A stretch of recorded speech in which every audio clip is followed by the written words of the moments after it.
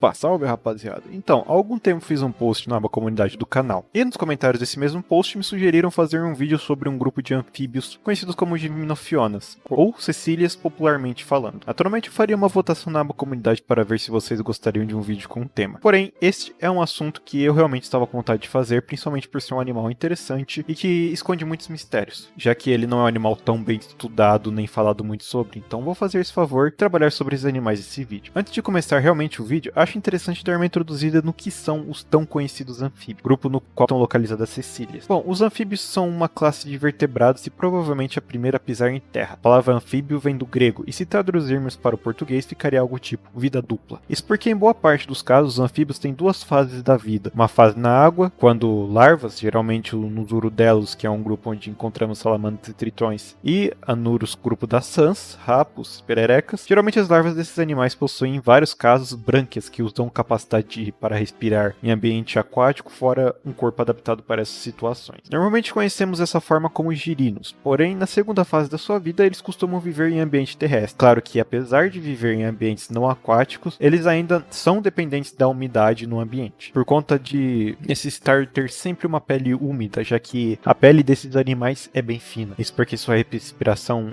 é em maior parte cutânea, ou seja, acontece pela pele. E outro motivo para não conseguir viver em ambientes mais secos é por conta de precisarem de corpos da água e locais úmidos para poder se reproduzir, já que seus ovos não possuem cascas nem alguma proteção que impeça o embrião e o ovo de secar totalmente, causando a morte do projeto de animal, o que acaba os fazendo depositar ovos tanto em um corpo da água, como um rio ou poça. E também existem, e não são poucas, as espécies de anfíbios que depositam seus ovos em ambiente terrestre, claro, desenvolvendo adaptações que permitam isso, evitando os ovos secarem, como uma espuma ou um gel, como no caso das filomedusas, o que impedem a desidratação dos ovos. E apesar de existir as duas fases, existem muitas exceções de anfíbios com apenas uma fase da vida, como os axolotes, por exemplo, salamandras, que normalmente permanecem na água com as mesmas características de sua fase larval. Provavelmente você deve conhecer esses animais. A verdadeira síndrome de Peter Pan encaixada no mundo dos vertebrados. E também temos as próprias Cecílias, que boa parte não possui fase larval e nascem já desenvolvidas. Mais à frente explico melhor isso. Bom, de qualquer forma, se você puder dar um apoio para nosso canal, eu agradeceria demais interagindo com o vídeo, seja comentando, seja apenas dando um gostei, o que já estaria de bom tamanho, e também compartilhando, porque se o YouTube não quiser fazer o trabalho dele divulgando os vídeos, vocês poderiam nos ajudar com isso. E também dá uma olhada nos outros vídeos do canal se gostar. Se puder se inscrever, eu agradeço. As cobras cegas, Cecília, seja lá como você chame, pertencem ao grupo conhecido como Gimnofiona, ou Apoda também é um termo utilizado. Normalmente são confundidas com as cobras, sendo que são animais distantes geneticamente. São confundidas por conta dessa característica peculiar de se locomover mesmo não possuindo pernas nem braços, assim como as serpentes. Porém, por compartilhar dessas características não significa que sejam animais próximos. As cobras cegas são nativas em grande parte do hemisfério sul do planeta Terra, sendo comum na América Central e do Sul,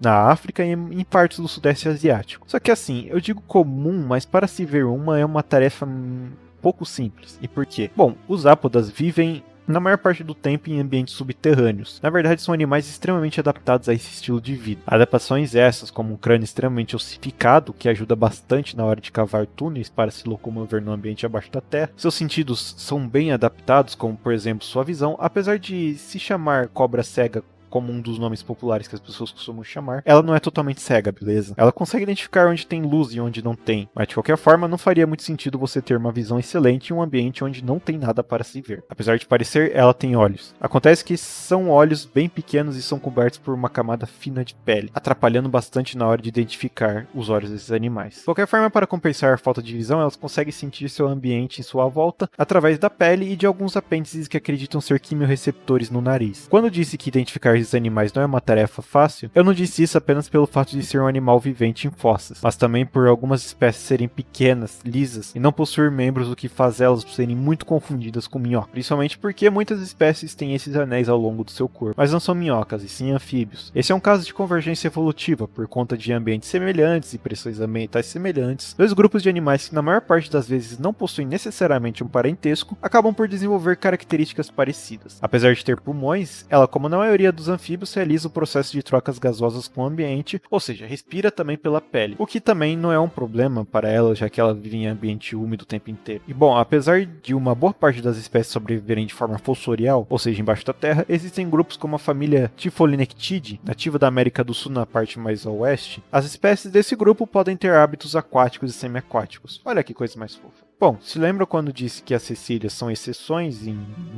muita coisa dentro do grupo dos anfíbios? Então, eu não estava exagerando quanto a isso. Começando na parte reprodutiva, onde vou tomar cuidado com as palavras aqui, porque o YouTube tem a tendência de ferrar meus vídeos por conta disso. Mas o processo reprodutivo das cecílias é bem diferente de como ocorre em boa parte da Rudella e Anura. Majoritariamente, nos sapos, eles se reproduzem de forma externa. O macho vai lá, sobe na fêmea, os dois vão até algum corpo da água, a fêmea joga os ovos na água e o macho vai lá e joga os gametas em cima desses ovos, fertilizando eles, o que nós chamamos de reprodução externa. Lembrando que sempre existem exceções, que na maior parte das espécies de ápodas isso ocorre de uma maneira distinta, acontecendo de forma interna. Os machos possuem um órgão chamado falódio, que nada mais é que uma espécie de modificação da cloaca dos machos para conseguir penetrar nas fêmeas, servindo de caminho para chegar até seus gametas, realizando o processo reprodutivo, reprodução interna. Em algumas espécies de cobras cegas, as fêmeas também depositam seus ovos. Porém, a maioria das espécies são vivíparas, ou seja, ao invés de botar ovos, as fêmeas parem as crias já formadas. E algo fascinante desses animais é o fato de que algumas poucas espécies, ao invés de soltarem seus filhotes aí pelo mundo afora para se virar, essas poucas espécies cuidam da sua prole, aumentando bem a probabilidade de sobreviverem ao ambiente. Claro que, como falei,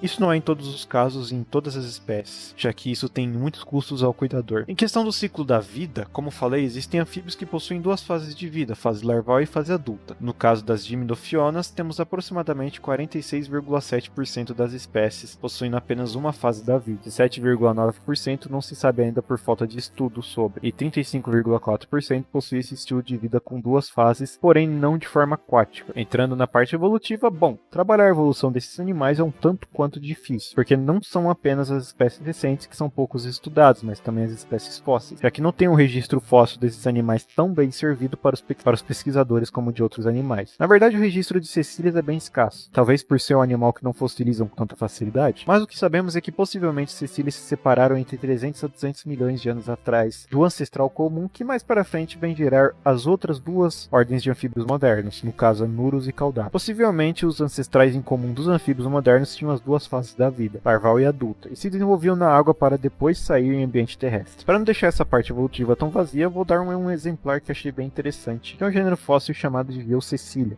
que eu achei bonitinho. O bicho tem pernas. Agora eu quero aproveitar essa parte e fazer menção a essa espécie que descobri sobre ela mexendo na internet e aleatório. Bom, ela tem alguma coisa de especial? Na verdade não, mas ela é amarela. Então acho que merece uma menção especial nesse vídeo. Uma pergunta que recebi nos comentários do último vídeo foi se é possível criar esses animais de estimação. Bom, aí depende. Se o animal estiver em um ambiente que ele gosta de ficar e se alimentar corretamente, dá para criá-los. Na verdade, eu sei que dá para criá-los em cativeiros porque zoológicos às vezes fazem esse trabalho, alimentando-os com minhocas por ser um animal onívoro.